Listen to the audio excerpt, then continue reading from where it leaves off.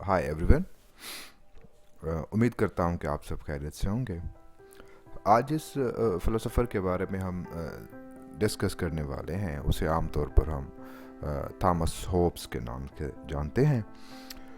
इस स्लाइड के अंदर आप उसके कुछ अल्फाज देख रहे होंगे कि वो कहता है कि man is brutal, nasty and selfish.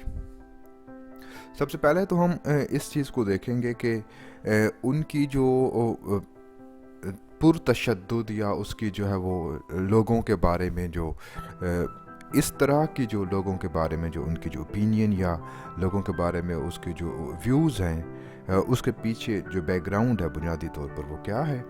और फिर हम आ जाएंगे कि थॉमस हॉब्स की जो है वो CSS पॉइंट ऑफ व्यू से क्या कंट्रीब्यूशन है।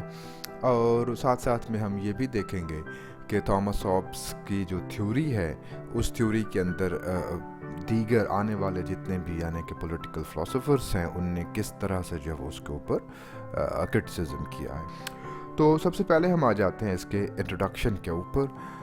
आम तौर पर जो है वो थॉमस हॉब्स की जो पॉलिटिकल साइंस में जो इंट्रोडक्शन है वो है उसकी सोशल कॉन्ट्रैक्ट थ्योरी, यानी कि सोशल कॉन्ट्रैक्ट जो थ्योरी है मिडीवल टाइम की ये थ्योरी है। उसके अंदर आपको 3 बड़े नाम नज़र आते हैं, जिसमें थॉमस हॉब्स है, उसके बाद आपको लॉक नज़र आएगा, फिर आपको रूसो नज़र आएगा। और इस सोशल कॉन्ट्रैक्ट थ्योरी का जो क्रक्स जो है थॉमस हॉब्स का, वो आपको द लिवैथन नाम का उसका एक किताब है, बुक है, उसके अंदर जो है वो बताया गया है। जिस तरह से हमने देखा कि पहले वाले जो आपके प्लेटो या अरिस्टोटल जो थे वो यूनानी थे, उसके बाद मैकियावेली जो थे वो इटालियन थे। थॉमस हॉब्स जो हैं ये बुनियादी तौर पर इंग्लैंड है, यानी कि इंग्लिश फ़िलोसोफर हैं ये। और ये उस टाइम पीरियड के हैं जिसे आमतौर पर आप मिडीवल टाइम पीरियड कहते हैं। लिवेथन जो इसका बुक है, उस बुक के नाम से ही आप ये देखें कि उस लिवेथन का मतलब होता है द मास्टर। मास्टर का मतलब है राक्षस, यानी कि समंदरी जो राक्षस है, इस तरह से, यानी कि एक ऐसा राक्षस जो है वो उसकी जो नाम के अंदर जो आप देखेंगे। अच्छा, अब हम सबसे पहले तो इस चीज़ के ऊपर आ जाते हैं कि जो इसका टाइम पीरियड है 1588 से लेकर 1679 तक इसका टाइम पीरियड है। इस टाइम पीरियड के अंदर जो है वो ब्रिटिश के जो हालात हैं या पॉलिटिकल उसके जो सरकमस्टेंसेस हैं वो किस तरह से थे। क्योंकि देखें, ये बताने का जो मकसद होता है, आमतौर पर लोगों को ये होता है कि आप इंट्रोडक्शन के ऊपर जो है वो बहुत ज़्यादा टाइम जो है वो वेस्ट करते हैं। इंट्रोडक्शन बताने का जो मेन बुनियादी तौर पर जो मकसद होता है वो ये होता है कि जो भी आपका थिंकर होता है वो हमेशा अपने ज़िंदगी के जो उसके हालात होते हैं उसके मुताबिक या उसके साथ जो एक्सपीरियंस हो रहे होते हैं उसी के मुताबिक ही उसकी क्या करती है, फ़िलासफ़ी जो है वो क्या करती है, रिफ़्लेक्ट करती है। तो वो हालात जो हैं वो बताना इंतहाई ज़रूरी होता है। सबसे पहले तो हम ये देखेंगे कि इसका जो टाइम पीरियड है वो बुनियादी तौर पर एक सिविल वार का टाइम पीरियड है। ये हमें ये तो मालूम है कि भाई जो क्रिश्चियनिटी के अंदर जो ग्रेट डिवीजन हुई है, जो तकरीबन जो है वो हेनरी 8 के टाइम के अंदर हुई, जिसके बाद जो है वो चर्च ऑफ इंग्लैंड जो है वो चर्च ऑफ रोम से जो है वो अलग हुआ। तो उसके बाद हम एक यूरोप की हिस्ट्री के अंदर पूरी एक सीक्वेंस देखते हैं सिविल वॉर की, रिलीजियस वॉर की हम एक पूरी की पूरी एक क्या देखते हैं, सीक्वेंस देखते हैं। उस सीक्वेंस के अंदर जो है वो प्रोटेस्टेंट और प्लस में आपका जो कैथोलिक हैं उन दोनों के दरमियान एक सिविल वॉर रेस चलती है। फिर रॉयलिस्ट और प्यूरिटन्स के दरमियान भी एक रेस जो है वो आपको नज़र आएगी। तो ये पूरे का पूरा जो इस वार का जो बिल्कुल जो क्लाइमेक्स या इस वार की पूरी जो पीक है, उस पीक का जो टाइम पीरियड है बेसिकली वही थॉमस हॉब्स का टाइम पीरियड है। एक तो आम तौर पर यह कहा जाता है कि थॉमस हॉब्स खुद कहते थे कि my mother gave birth to twins, myself and fear, यानी कि खौफ और मैं दोनों जो हैं वो जुड़वा पैदा हुए हैं। जुड़वा क्यों पैदा हुए हैं? जिस साल के अंदर ये पैदा हुए उसी साल के अंदर स्पेन ने जो है वो इंग्लैंड के ऊपर क्या की, एक अटैक किया, उस जिसे आमतौर पर आप स्पेनिश आर्मेडा कहते हैं। हालांकि उसके अंदर इंग्लैंड को फतह हुई थी, लेकिन उसका एक फियर जो था वो इतना ज़्यादा आपका हौलनाक था इंग्लिश पीपल्स के ऊपर कि हर आदमी जो है वो एक सर्टेनिटी के अंदर था। हर आदमी जो है वो एक ऐसे जो है वो अनएक्सप्लेन्ड फियर के अंदर था। तो इस वजह से वो खुद कहता है कि जुड़वा हुए हैं पैदा मैं और खौफ, ठीक है। अच्छा, एक तो ये चीज़ हो गई। दूसरा, उसकी जो फैमिली है वो आपकी क्या है, वो ब्रोकन होम से है, यानी कि उसका जो फादर था वो उसकी मदर को छोड़कर चला गया था। हालांकि उसने जो है वो ऑक्सफोर्ड यूनिवर्सिटी से उसकी जो है वो एक एजुकेशन थी, लेकिन उसके बावजूद भी उसकी ज़िंदगी के अंदर या उसकी सोच के अंदर कभी भी आपको पॉजिटिविटी नज़र नहीं आएगी। अच्छा, इस मीन टाइम के अंदर जो है वो एलिज़ाबेथ वन की डेथ होती है। एलिज़ाबेथ वन की जैसे ही डेथ होती है तो जेम्स वन जो है वो आते हैं इक़्तिदार के अंदर, और जेम्स वन के आने के साथ आपकी जो स्टुअर्ट डायनेस्टी है वो क्या हो जाती है, आपकी स्टार्ट होती है। और जेम्स वन के टाइम पीरियड के अंदर जिस तरह से मैंने पहले अर्ज़ किया कि हेनरी एट के टाइम से ये एक जो है वो एक पावर रेस शुरू थी, लेकिन जेम्स वन के टाइम के अंदर ये बहुत ज़्यादा अपनी जो है वो क्या कहते हैं कि एक स्पीड ब्रेकर से निकल कर थोड़ा आगे चली गई। अच्छा जी, इसके अंदर जो है वो किंग वर्सेस पीपल, इनके दरमियान एक रेस शुरू हुई जो कंटिन्यू चली जेम्स वन की पूरी लाइफ के अंदर। जेम्स वन की डेथ हुई, उसके बाद चार्ल्स वन आए।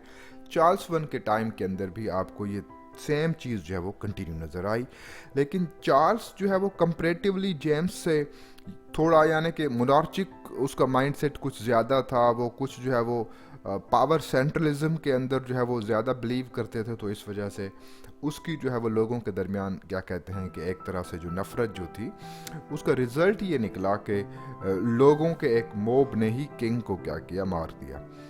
अब इसी तरह से जो चार्ल्स की फैमिली है, चार्ल्स की फैमिली उसकी यानी कि मिसेस और प्लस में उसका छोटा सा बच्चा है जिसे हम चार्ल्स टू हिस्ट्री के अंदर जानते हैं, वो और प्लस में एक तीसरा आदमी जिसे आमतौर पर आप थॉमस हॉब्स कहते हैं।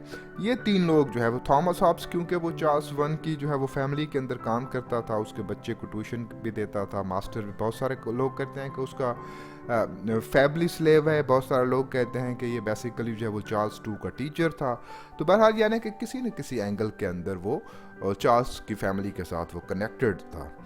तो इस तरह से वो छोटे से बच्चे को और उसको क्या कहते हैं कि उसकी मदर को लेकर ये लोग जो है वो फ्रांस चले जाते हैं, और पीछे जो इंग्लैंड है, पीछे इंग्लैंड के अंदर मिलिट्री रिजीम शुरू हो जाता है।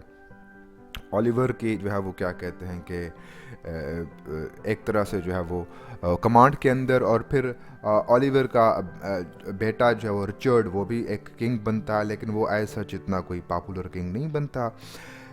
चार्ल्स टू जो है वो एक बार फिर वापस आता है 1660 के अंदर और अपनी डायनेस्टी को वो क्या करता है, रिस्टोर करता है। ये एग्जैक्ट वैसे ही सीन है जिस तरह से जो है वो हुमायूं हिंदुस्तान से दिल्ली से निकाला गया और उसका बेटा जो है वो बाद में क्या बनता है, किंग बनता है। हालांकि उस टाइम जो है वो हुमायूं खुद भी ज़िंदा था, लेकिन यहाँ पर जो है वो चार्ल्स वन ज़िंदा नहीं था। तो जब चार्ल्स टू जो है वो इक़्तिदार के अंदर आता है तो ज़ाहिर है उसके जितने भी हार्ड टाइम थे उस टाइम के अंदर जो है वो थॉमस हॉब्स जो है वो उसके साथ है। तो थॉमस हॉब्स कुछ एक्सपेक्ट कर रहे थे कि जब चार्ल्स जो है वो चार्ल्स टू जो है जब किंग बनेगा तो हो सकता है मुझे कोई एक अच्छी सी असाइनमेंट दी जाए, हो सकता है मुझे जो है वो कोई अच्छी सी रिस्पॉन्सिबिलिटी दी जाए, लेकिन ऐसा कुछ हुआ नहीं। जब चार्ल्स टू जो है वो किंग बना तो उल्टा थॉमस हॉब्स को उसने खुद से काफ़ी दूर कर दिया। क्योंकि सिर्फ उसने दूर किया बल्कि उसके ऊपर ये रिस्ट्रक्शन लगा दी गई कि आप जो है वो लंदन के अंदर कभी आएंगे नहीं, आप जो है वो अपनी जो आपका जो अपना जो नेटिव गांव है आप वहीं पर चले जाएं। और ये आखिरी दिनों के अंदर ये अपने गांव चले गए और पूरी ज़िंदगी जो है वो मुकम्मल तौर पर एक फ्रस्ट्रेशन एंजाइटी के अंदर उन्होंने गुजारी और तन्हाई के अंदर गुजारी। तो एक तो ये उसकी पूरी ज़िंदगी का एक एक्सपीरियंस रहा उसके साथ। अब इन तमाम चीज़ों को मिलाकर वो एक नतीजे के ऊपर पहुंचा, और वो नतीजा ये है कि इंसान जो है वो बुनियादी तौर पर नास्टी और ब्रुचल है। अब क्योंकि इंसान बाय नेचर क्या है, नास्टी भी है, इंसान बाय नेचर क्या है, ब्रुचल भी है, तो इस वजह से इंसान की नास्टिसिज्म को कंट्रोल करने के लिए समाज को एक मोनार्चिक किंग की, एक लेविथन की क्या होनी चाहिए, ज़रूरत होगी, एक सॉवरन की ज़रूरत होगी जो इन तमाम इंसान की ये जो बैड नेचर है इसे क्या करे, वो कंट्रोल करे। तो इस वजह से इसकी पूरी जो लेविथन के अंदर जो सोशल कॉन्ट्रैक्ट इसकी जो थ्योरी है उसके अंदर ये सिर्फ मोनार्च की ही बात करेगा। बुनियादी तौर पर ये तो हो गया इसका पूरा एक बैकग्राउंड ना। अब हम आ जाते हैं इसकी फ़िलासफ़ी के ऊपर कि इसकी जो फ़िलासफ़ी है उसे आम तौर पर हम जानते हैं कि साइंटिफिक मटीरियलिज़म इसे हम कहते हैं। और ये साइंटिफिक मटीरियलिज़म जो है ये बुनियादी तौर पर गैलीलियो और न्यूटन जो इनके कंटेम्प्रेरी भी हैं उनसे ये काफ़ी जो है वो आपकी क्या है मुतासिर है। वैसे तो इस सोशल कॉन्ट्रैक्ट थ्योरी के ऊपर बहुत बड़ी तनकीद की जाती है, लेकिन सोशल कॉन्ट्रैक्ट थ्योरी का एक जो बड़ा ही पॉजिटिव एलिमेंट है वो ये है कि सोशल कॉन्ट्रैक्ट थ्योरी के आने के साथ जो उससे पहले जो डिवाइन थ्योरी थी, डिवाइन राइट थ्योरी जिसे हम कहते हैं, उसे जो है वो क्या किया, इस थ्योरी ने रिजेक्ट किया मुकम्मल तौर पर। तो यानी कि उससे जो है वो सोशल कॉन्ट्रैक्ट थ्योरी की इम्पोर्टेंस इस बेसिस के ऊपर शो होती है, खासतौर पर जो पावर पॉलिटिक्स है उसके अंदर डिवाइन चीज़ नाम की कोई भी चीज़ नहीं होती। हर चीज़ जो होती है वो आपकी नीड होती है, नेशन नीड होती है, पीपल नीड होती है, सोशल नीड होती है, उसी के बेसिस के ऊपर आपका पॉलिटिकल सिस्टम जो है वो काम कर रहा होता है। इसके बारे में ये भी कहा जाता है कि इसकी जो मेथड है उसे हम कहते हैं रिजोल्यूटिव कंपोजिट मेथड। अब ये मेथड जो होता है ये क्या होता है कि हम किसी भी चीज़ को छोटे छोटे हिस्सों के अंदर डिवाइड करते हैं, डिवाइड करने के बाद हम उसे स्टडी करते हैं और देन हम क्या करते हैं, एक फ़ाइनल अपना सोल्यूशन देते हैं।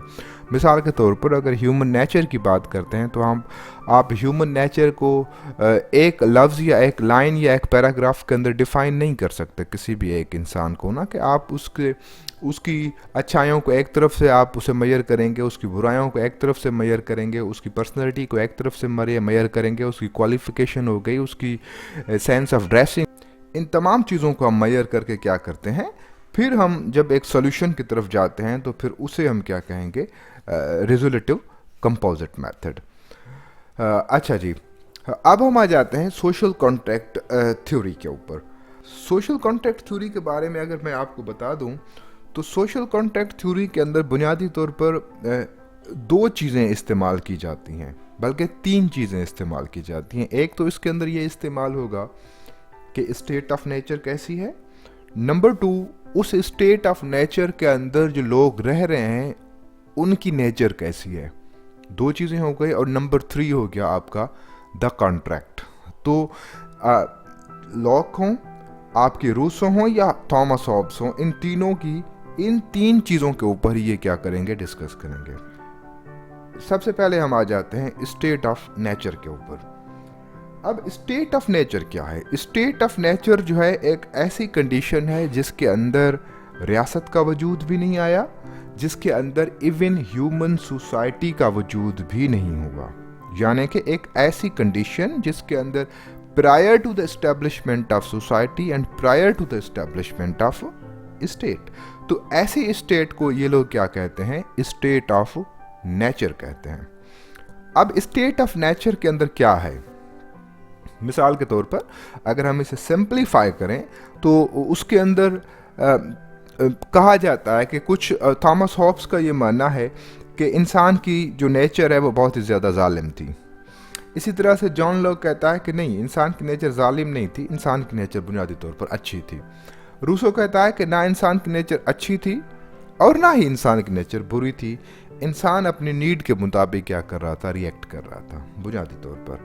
अब हम जो हॉब्स का कॉन्सेप्ट है, हॉब्स ये कहता है कि स्टेट ऑफ नेचर के अंदर क्योंकि वहाँ पर रियासत भी नहीं है, क्योंकि वहाँ पर सोसाइटी भी नहीं है, तो उसका मतलब क्या हुआ, उसका मतलब बहुत ही सिंपल है कि it was the state in which authority was absent, कि अथॉरिटी वहाँ पर किसी भी किस्म की अथॉरिटी एग्जिस्ट ही नहीं करती।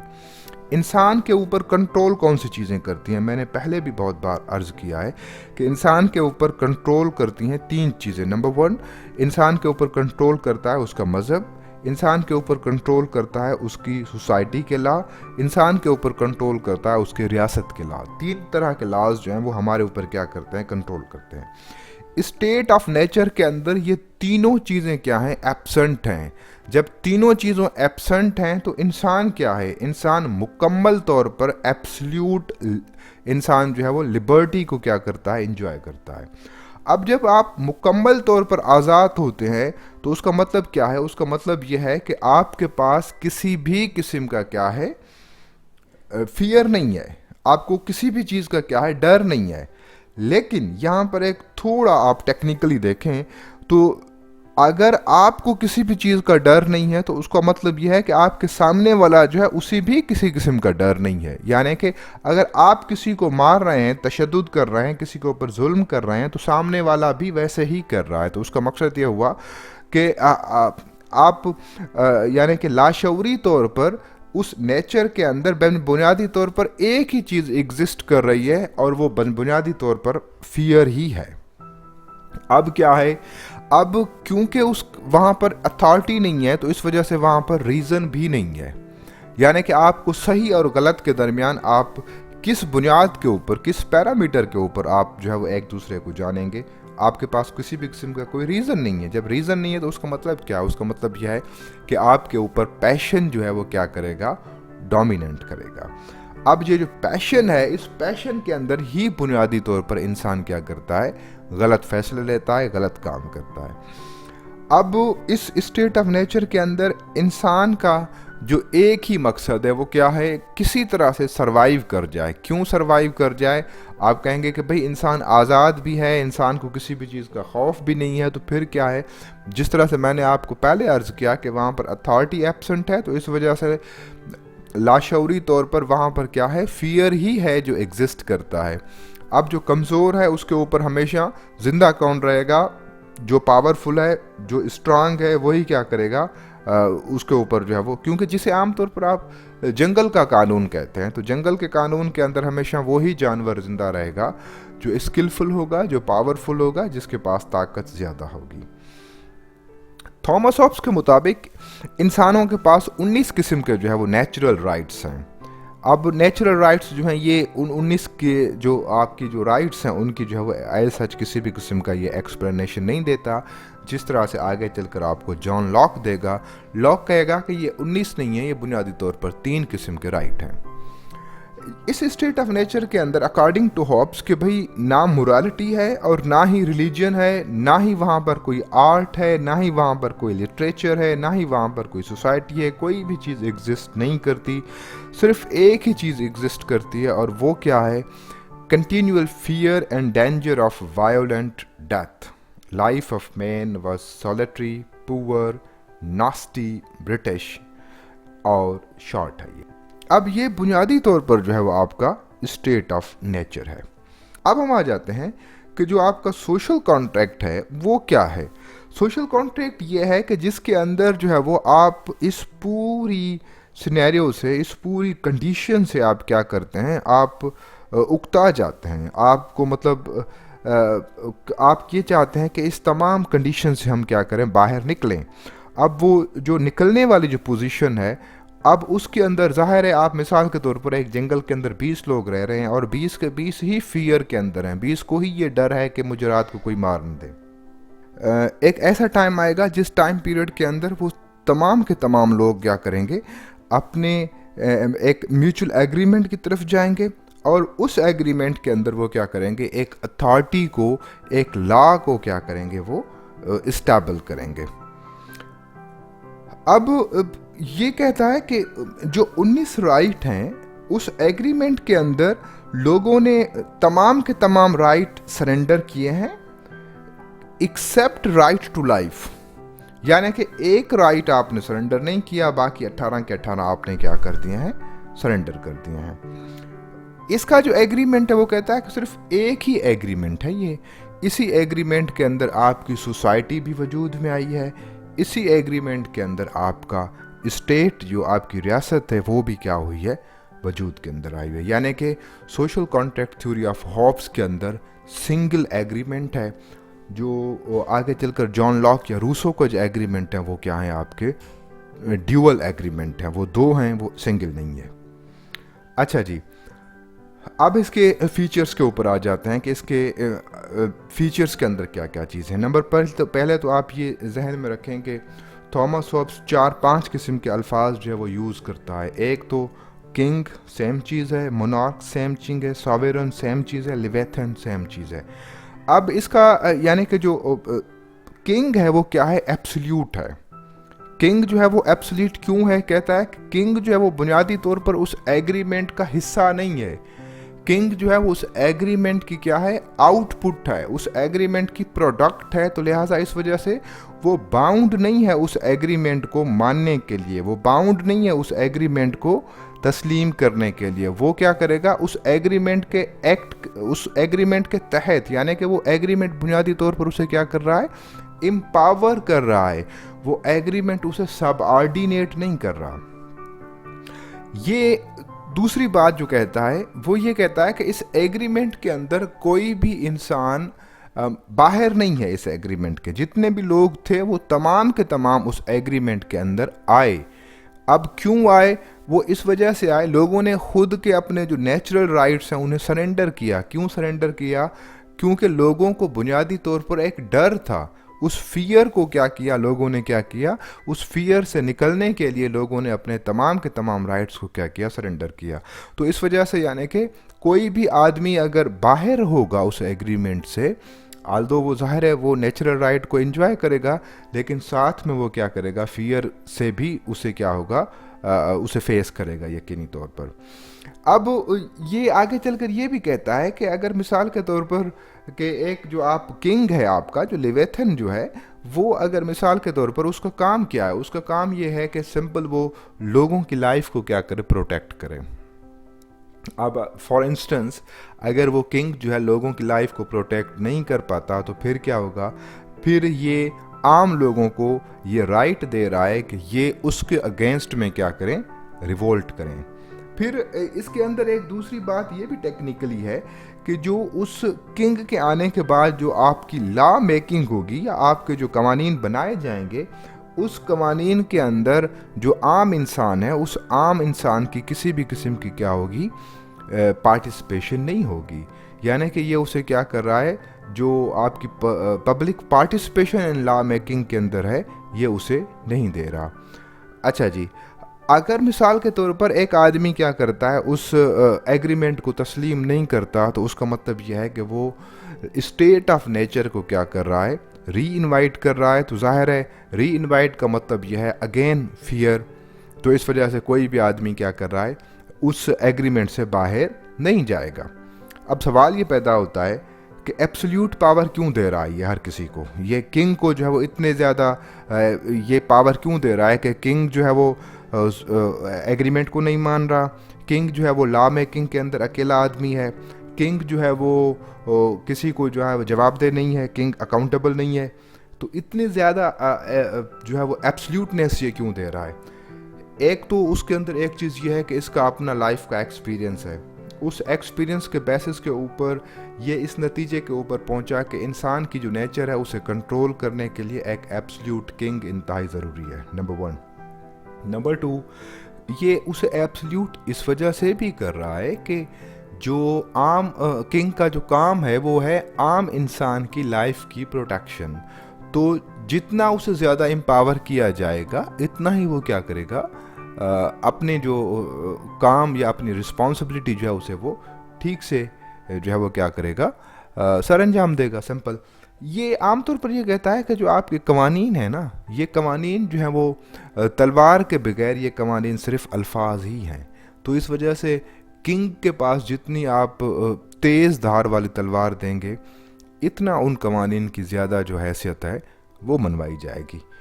तो इससे रिलेटेड आपकी जो भी क्वेश्चन या यहाँ तक जितनी भी हम चीज़ें डिस्कस की हैं, इनसे रिलेटेड आपकी कोई भी कन्फ्यूजन करेक्शन है तो आप मुझसे पूछ सकते हैं। बाकी आगे चलकर हम इसकी जो है वो सेकंड वाली जो वीडियो होगी उसके अंदर हम ये देखेंगे कि इसके ऊपर एक तो हम क्रिटिसिज्म भी देखेंगे और साथ में इसका जो थ्योरी ऑफ सॉवरेंटी को भी देखेंगे, और प्लस में हम ये भी देखेंगे कि ये इंडिविजुअलिज्म से एब्सोल्यूटलिज्म की तरफ क्यों जा रहा है।